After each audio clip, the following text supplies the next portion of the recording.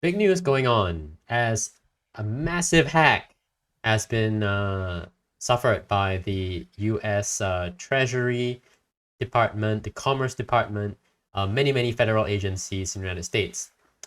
CNN reports US officials scramble to deal with suspected Russian hack of government agencies. Affected agencies include Department of Homeland Security, Agriculture, and Commerce. And they're continuing to investigate the incident, multiple sources told CNN.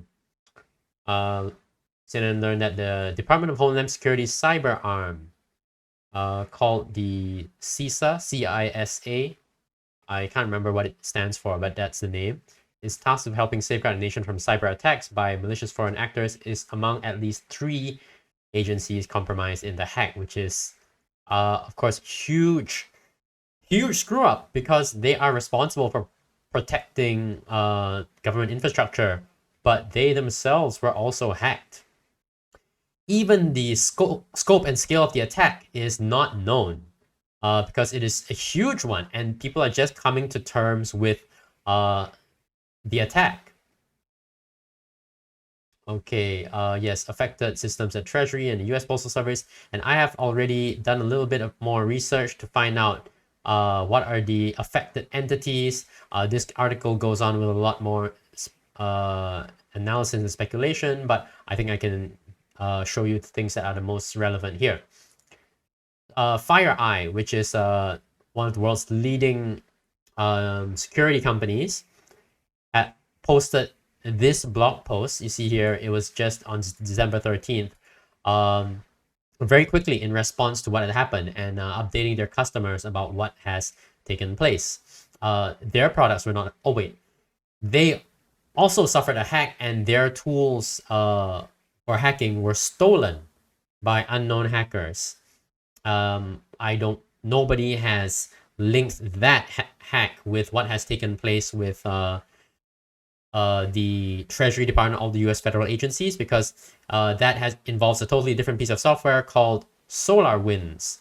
SolarWinds is a network management software company. So with their software, you manage your network. Whereas FireEye, being a security company, they have some hacking tools that apparently were stolen early in the year.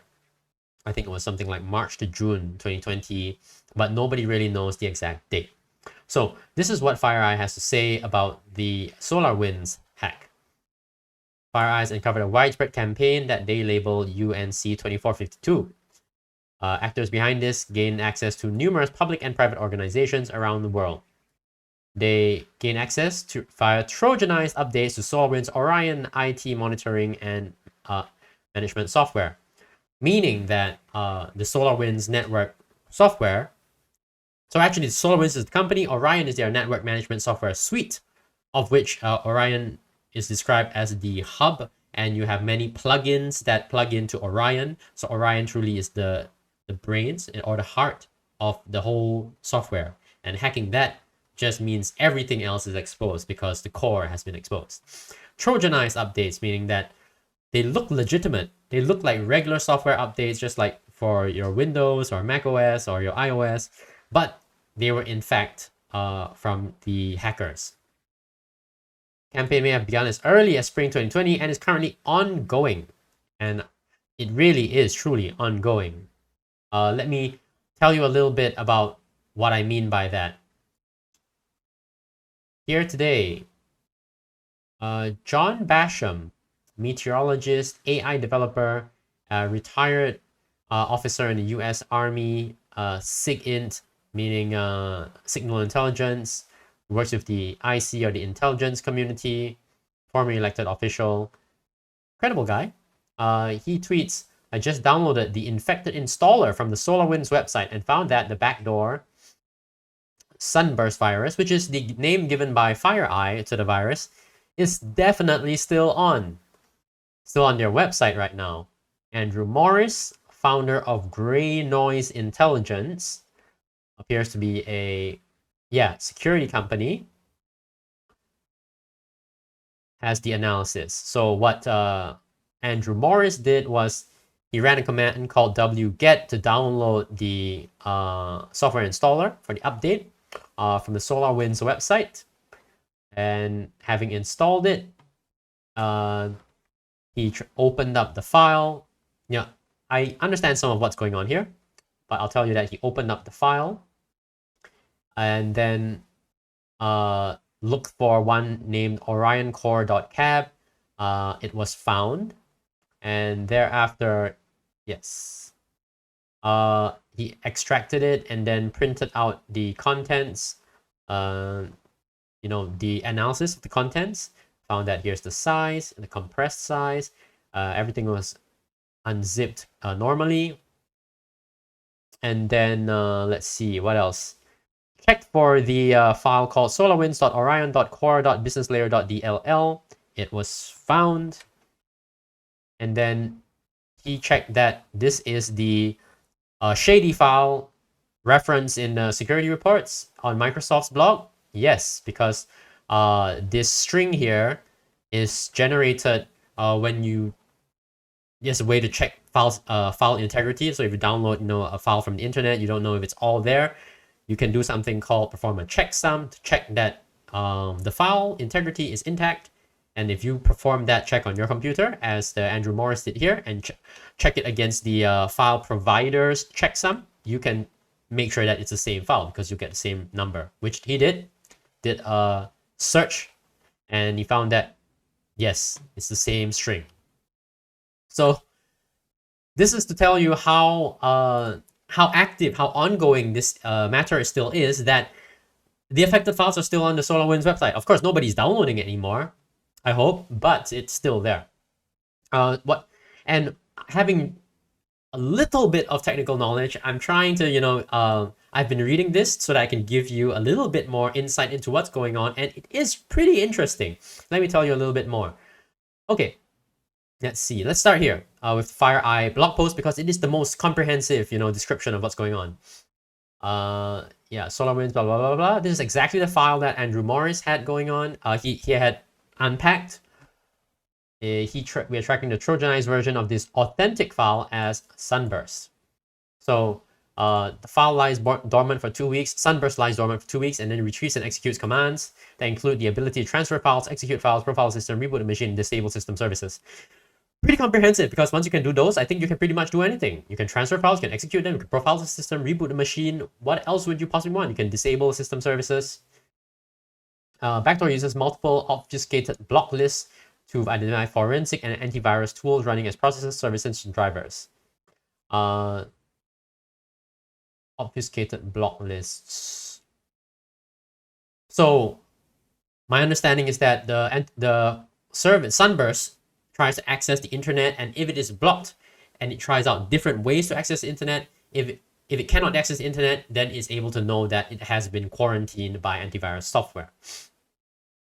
And that is really, really intelligent. Let me see what I can tell you here. It is really in-depth. Like, this FireEye post is super detailed, and later on at the end they state that it's written by multiple people. Okay, multiple people contributed to its production. Okay, so have a look here. The backdoor determines its command and control survey using a domain generation algorithm to construct and resolve a subdomain of avsvmcloud.com. So it generates a domain, and then it tries to resolve it. It tries to access, speak to this domain, request this domain. And yeah, the subdomains are concatenated with one of the following to create a host name to resolve. So I presume this means these are some of the domains that the Sunburst will try to access in order to find out if it has internet access and to receive instructions about what it has to do. Very clever, very, very, very well designed as far as malicious software goes. Oh yes, here it is. Here's something really, really clever. temporary file replacement and temporary task modification. The attacker used a temporary file replacement technique to remotely execute utilities. They replaced a legitimate utility with theirs, executed their payload, and then restored the legitimate original file. They similarly manipulated scheduled tasks by updating an existing legitimate task to execute their tools and then returning the scheduled task to its original configuration. They routinely remove their tools, including removing backdoors once legitimate remote control, remote access was achieved. It's amazingly smart. You just go in, delete the original task or file, do the one that it wants to the malicious things that it wants to do, whether acquiring data, putting in its own data, and then once it's done, it's complete, you put back the original things as they found it. Like a burglar breaking into your house, unlocking everything, taking all your valuables, and then closing all the cabinets, locking all the doors, putting all the stuff you leave lying around right back the way it was, so that you won't know that you were robbed. So super smart and very, very malicious. And so I can totally understand, just reading it as a layman, that professionals think that this was a hack formed by a nation state, because this isn't your average regular Joe teenage hacker anywhere. This is too much work, because you need to understand the software. You need to know all the processes running so that you can successfully spoof them, pretend to be them, and then put things back afterwards. If you were if it's a regular hacker software, it would go in, it would be installed, it would run its processes, maybe it would try to pretend to be some kind of system process of Windows. It would change its name, or it would try to request things or perform things at certain times or with certain conditions. But this one, it fully knew the software that it was getting into, and then where all the parts were, where everything was located. It knew the layout of your home, when it went in to rob you. It wasn't just figuring things out. So yeah, super sophisticated. SolarWinds, the company, that affected company, have already start minimizing the damage. So on their website, solarwinds.com/company/customers, you get a 404 page. You can't find out who their customers are anymore. But thank goodness, the internet is forever. So if you go to web.archive.org, and by the way, it's a terrific service. Everybody should donate money to archive.org, because it helps us,